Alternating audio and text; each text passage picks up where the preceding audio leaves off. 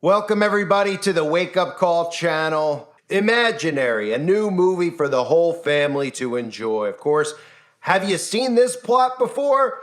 You know, kind of like that movie Megan, or maybe some of you remember Chucky, a movie about a child that brings in a teddy bear or some type of technology into the home. And of course, what is that technology responsible for doing? Well, summoning demons, of course. I mean, imaginary friends. You know, the whole plot is imaginary friends, and they tell us, of course, who's responsible for this film just by showing us the image that's being used for all the posters for the movie Imaginary. Look at the bear right on the Masonic checkerboard floor. The black and white duality, as above, so below, right in front of our faces. It always is it not? And again, the common person out there who's sound asleep just does not seem to realize exactly what's right in front of our faces. Hollywood is not making anything that's new. These are the same movies with the same plots with different names over and over and over. And this is to program you and to desensitize you. I'm going to play for you the trailer from this new film, Imaginary, okay? And you're not going to see anything that you've never seen before. But what I want to tell you beforehand, okay, is about the people who make this movie. They've made things like, you've probably heard Megan, about that robot Megan, right? The AI. Five Nights at Freddy's is another movie. It's the same pattern here. Okay, they are conditioning people, telling people really what this technology is about, but also normalizing the summoning and invoking of spirits in one's home. I've shown you all these things, these videos from the 80s, etc., where we talk about fantasy, how they've used fantasy to obviously brainwash people into letting demonic vessels into their home. This will be no different with artificial intelligence. But the film was made by Lionsgate, and I just want to note this before I play you the trailer. The Lionsgate co-president of Worldwide Theatrical Marketing, he had this to say about the film. He said, something you see across cultures is that children have a unique access to the spirit world. What if their imaginary friends are something from the spirit world? What if these imaginary friends were real? And what if when you left one of them, that made them upset? So in other words, when you leave it behind. So don't leave behind your demonic attachment. Of course, he's referencing, of course, these things being demonic vessels for demonic spirits. That is what we're about to see with artificial intelligence being brought into people's homes. I'm not talking about, even Chucky. There was tie-ins to the occult with Chucky and how Chucky became possessed, if you remember the 80s Chucky movies. But we've seen movies about the teddy bears that talk over and over again, whether they try to do it comically with the movie Ted or any other thing that we've seen over the years. They're preparing people to have artificial intelligence technology with their children, robots, etc. These are going to be vessels that are fully possessed by demonic entities, demonic forces from the fallen angels technology. Now, a lot of people out there think it's crazy talk. It's not.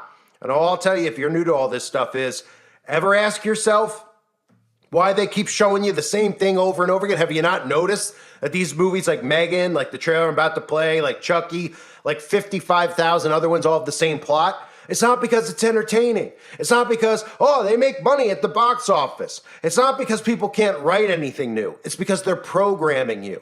Same reason they do every single movie, every single month, whether it's about demon possession or aliens. This is to program you. Look at this trailer with the beautiful black and white Masonic floor tiles, of course. How does it feel being back? Maybe my happy place can be our happy place? Who left you all alone down here? Chauncey says you're not allowed to play with us. Oh. Because you left him. I thought bugs freaked you out. If I can finish my list, Chauncey will take me on a trip to the place he's from. Something that hurts. Alice? You've been spending time with a new friend? I asked you to do something that hurt you. It was part of the game. Maybe we shouldn't play together anymore, Chauncey. No.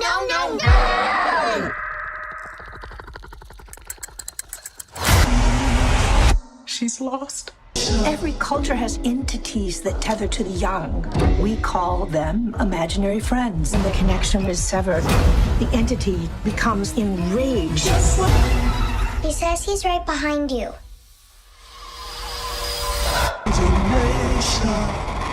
So You obviously in the trailer there, you saw even a demonic being summoned, right? A spirit in the room. These are all things that we see over and over again. Now, they're preparing people, again, for artificial intelligence, robots, and things like that to be in people's homes. If you don't remember, I covered this a few months ago where I'll show you the news clip now, where they're pretty much telling you flat out that AI is ready to go, okay? And if it's ready to go, we know that they're years in advance. So it's ready to go.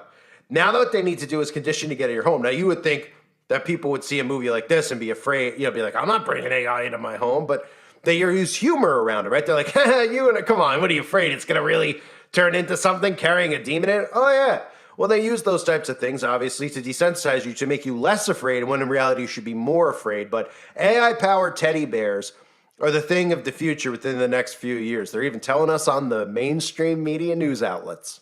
A major toy maker says AI teddy bears could read personalized bedtime stories to kids by 2028. The toys would listen to everything a child says and use the data to create personalized stories. VTech Holdings CEO says smart toys could also know a child's name, school, and friends. He adds the possibilities of smart technology are a little scary. And of course, I've covered two in the past, which I want to show you a clip. If those of you that don't remember that demon Jimmy Kimmel, who is probably, again, when I give credit when credit's due, some of these people have somewhat of a sense of humor and can be funny in any way, even if they're these Satanists. I'll say, well, I can see how people can like them because they can kind of be funny. Like sometimes Will Ferrell can be funny, but he's a Satanist.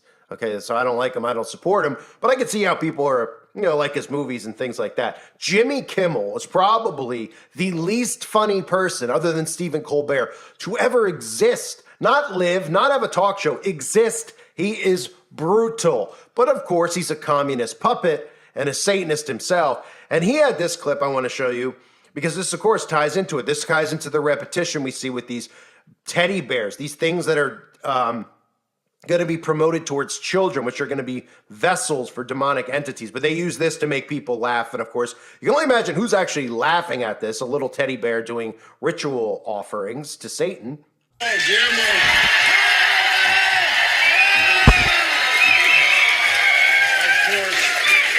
Snuggle, the fabric softener bear. Remember Snuggle Bear from the old commercials?